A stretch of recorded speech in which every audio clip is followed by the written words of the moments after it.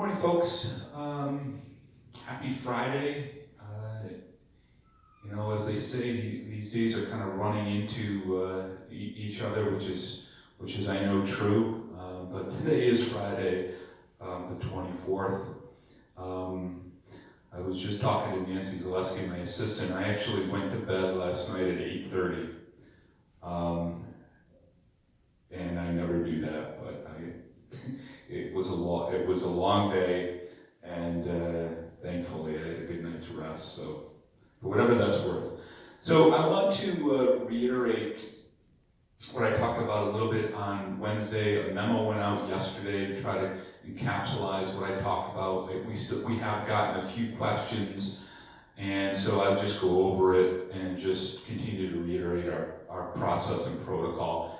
So, as I said on the memo, for residents from Independent, whether you're at Williamsville or Gates, if you go to the hospital and it's for an observation or emergency room visit, sometimes hospitals will keep you there, sometimes up to 24 hours, even a little bit longer, to observe you before they send you back to whether it's Independent or if you have to go to the health center. If that happens, you will receive a test, and whether it's one of the Kaleida hospitals, which is Williamsville Suburban or Buffalo General, or the Catholics, you will receive a test. You will come back to Canterbury, either Independent or into the health center if you need that level of care, pending the results. And then once you come back, you will, if you're Independent, you'll be asked to quarantine. And if you go into the health center, you'll definitely be quarantined. Once we get the results, at least we'll have a baseline that at the time that you were given your test, you were negative. If you're Independent, we're going to ask you to continue your quarantine for a period of time, which could be up to 14 days.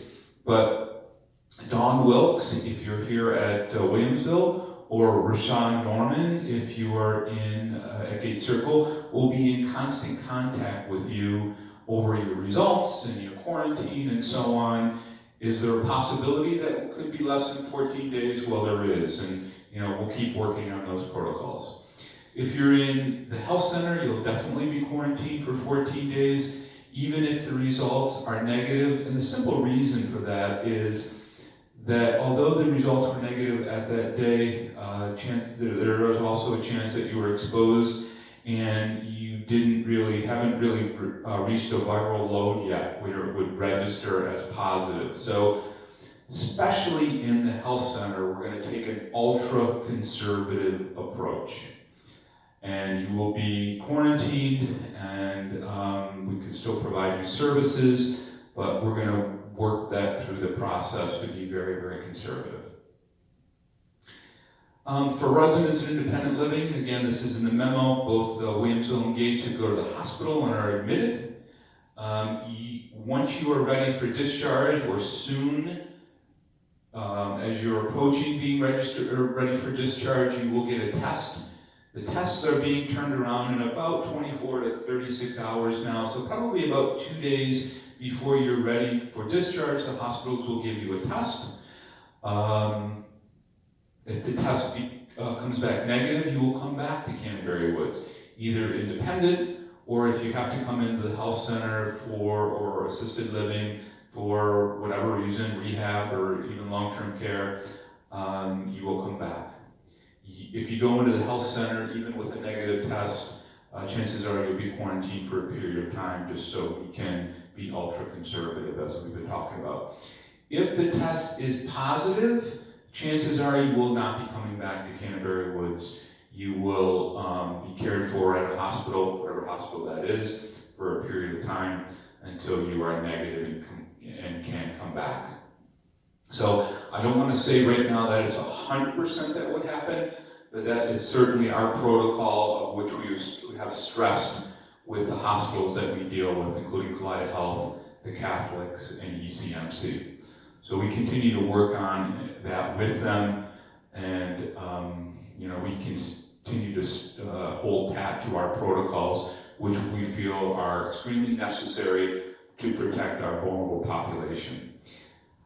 Like I said, if you are independent and you're going back to independent, your case will be managed by Don Wilkes here at Williamsville and Rashawn Norman at Gate Circle. If you go into the health center, certainly your case will be handled and monitored by the health center staff.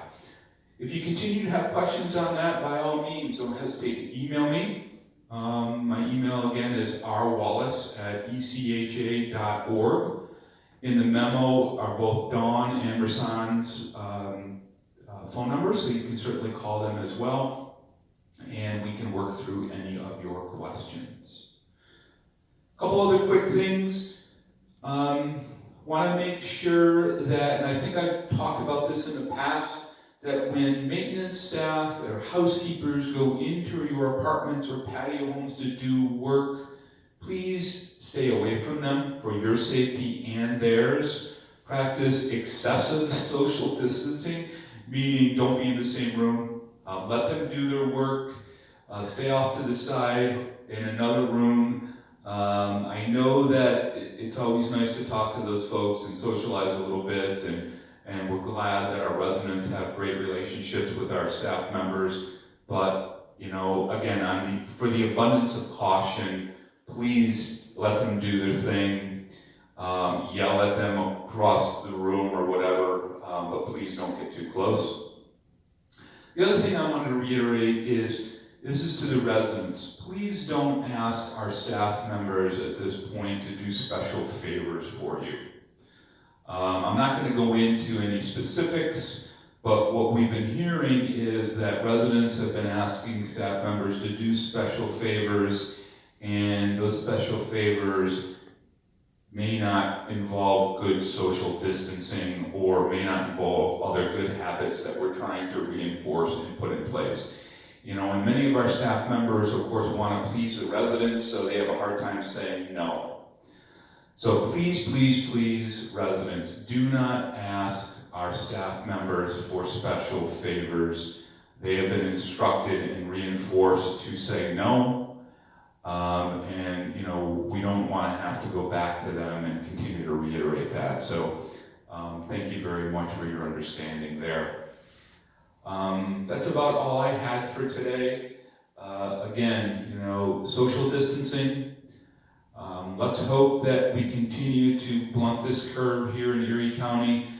Erie County is a little bit behind from a New York State perspective. You're probably hearing that even in New York City, that curve is starting to bend, which is a positive thing. The reality is Erie County is about a week to two behind because the virus took about a week or so to get to us and to grow in Erie County before or after what it did downstate. So let's continue to hope. Let's continue to be positive. Let's continue to practice the social distancing and the good behaviors that I think at this point we're all used to.